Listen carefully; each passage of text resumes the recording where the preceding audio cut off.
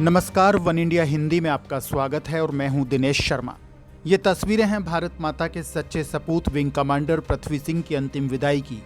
पृथ्वी सिंह को उनके बेटे, बेटी और पत्नी ने जब श्रद्धांजलि दी तो लोग भी अपने आंसू नहीं रोक पाए।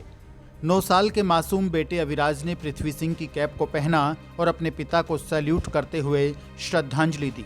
इसके बाद पृथ्वी सिंह की वीरांगना ने ये कैप अपनी 12 साल की बेटी आराध्या को पहनाई।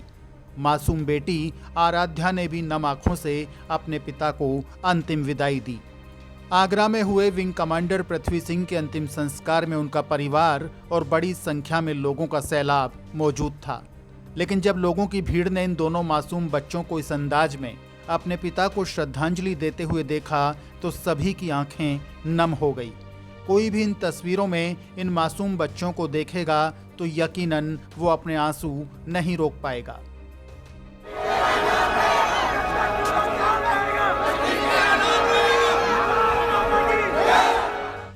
जब तक सूरज चांद रहेगा, पृथ्वी तेरा नाम रहेगा, इन गगनभेदी नारों के साथ विंग कमांडर पृथ्वी सिंह को बड़ी संख्या में लोगों ने अलविदा कहा। वंदे मातरम के घोष के साथ आगरा में इस लाल को हजारों लोगों ने श्रद्धांजलि दी। सेना के अधिकारी, पुलिस और प्रशासन के अफसरों के साथ ही जनप्रतिनिधियों ने विंग कमांडर कुलदीप सिंह को नमन किया और उन्हें अंतिम विदाई दी।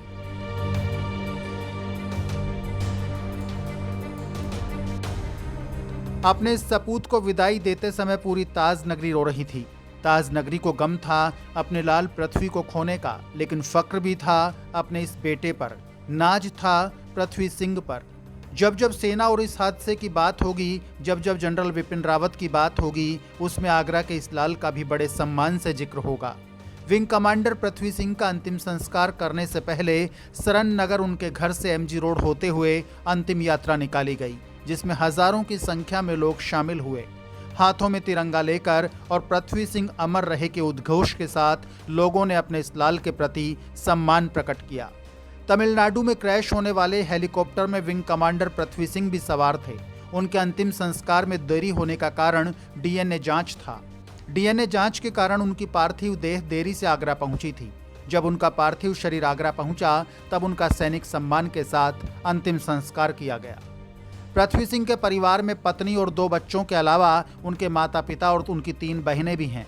उनके परिवार के मुताबिक उन्होंने 6वीं क्लास में रीवा के सैनिक स्कूल में एडमिशन लिया था और वहीं से वे एनडीए में सेलेक्ट हुए थे। साल 2000 में उन्होंने एयरफोर्स ज्वाइन की थी। फिलहाल वे कोयम्बटूर में एयरफोर्स स्टेशन पर तैनात थे। इस खबर में फिलहाल के लिए इतना ही। ताजा अपडेट्स के लिए आप बने रहिए वन इंडिया हिंदी के साथ।